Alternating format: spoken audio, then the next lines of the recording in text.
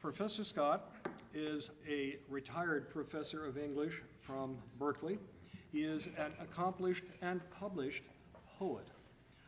If you look at my first email that I sent around about a week ago, you will find first a small link to his website, which will list some of the publications. I doubt they're all there. Certainly not some of the. If you look hard enough, they're all there. Sorry? If you look hard enough, they're all there. There you go. And he is a very fine researcher. He has published last year a book called The Road to 911, which I recommend at least reading a review of. I can't read all the books I'd like, but I can go on Amazon and I can get 2 or 3 decent reviews of them, of most of them, and I often do that. And so The Road to 911 might be worth a look for you.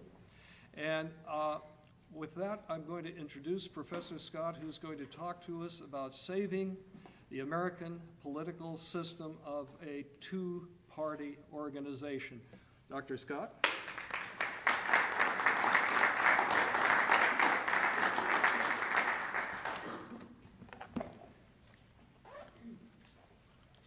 Thank you very much, Peter.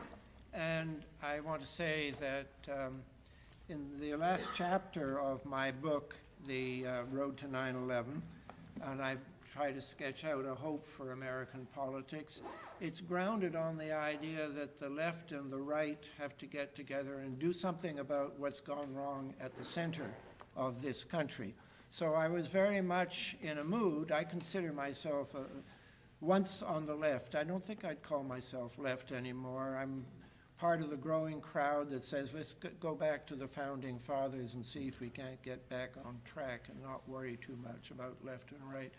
However, as a member of the left, I was very flattered that perhaps the nicest print review, as opposed to web reviews, I got a lot of web reviews, but the nicest print review I got of this book, The Road to 9/11, was from a journal which on the front cover describes itself as conservative.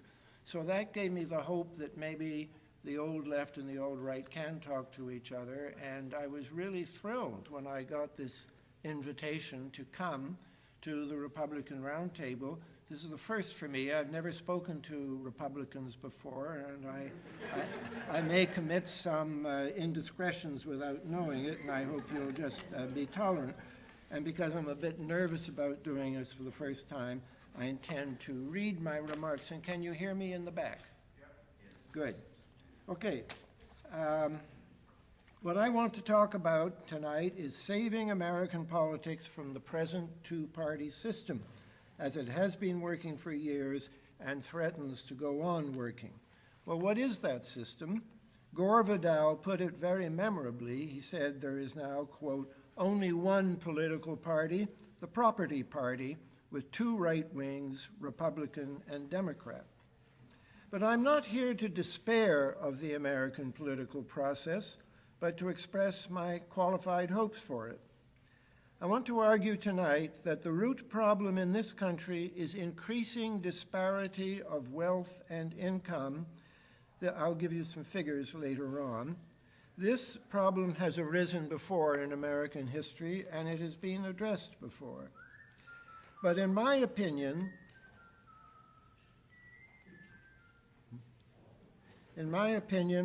the Paulson bailout passed last year, pushed by a Republican White House and a Democratic majority in Congress, was a scandal because it nakedly increased the disparity of wealth and income in this country. It was a raid on the wealth of the res publica, the republic, to salvage the status of its wealthiest class.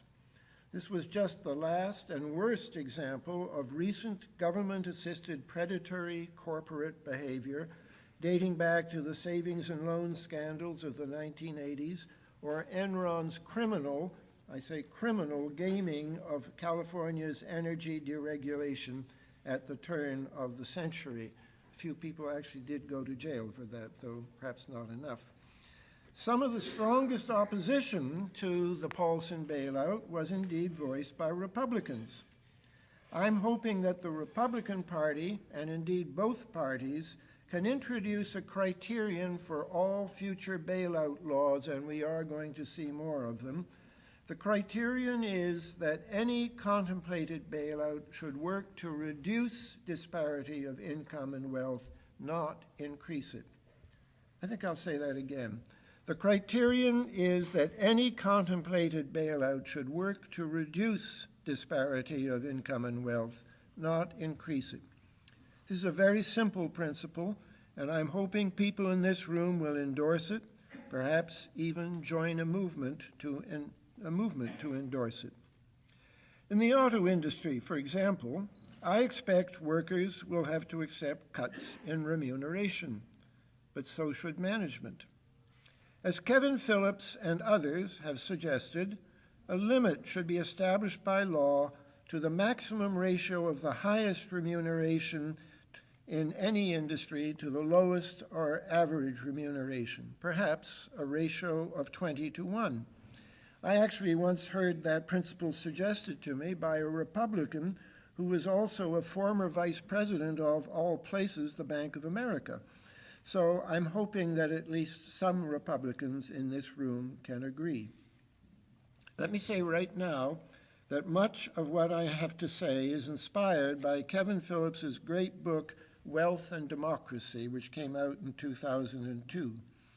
It's hopeful that Phillips, who began as a Republican and wrote the emerging Republican majority, and I, who began as a left social democrat in Canada, both agree on the need to protect the Republic from encroachments of private wealth.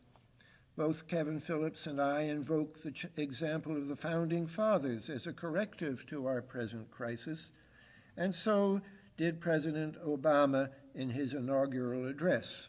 That, too, is a hopeful sign. Well, what was wrong with the Paulson bailout? We clearly needed a bailout. What we did not need was a bailout altered at the very last minute by leaders of both parties and particularly by the White House to guarantee that the bailed out companies could go on paying huge salaries, dividends, and bonuses. And let's not forget that 85% of the dividends of the stock in this country is owned by the top 10% of the population. So when you're saving dividends, you're saving the top 10%. This change into the bailout legislation was made after the first immediate crisis had passed. Since then, we have seen Merrill Lynch's controversial decision to pay $4 billion in bonuses prematurely in December, after the firm had lost $15 billion for the quarter and $27 billion for the year.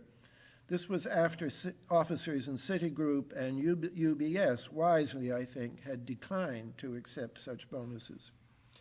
Even more reprehensible is the fact that after the bailouts, Paulson and the Treasury Department refused to provide details of the Troubled Assets Relief Program, TARP, spending of hundreds of billions of dollars, while the New York Federal Reserve refused to provide information about its own bailout using government-backed loans that amounts to trillions.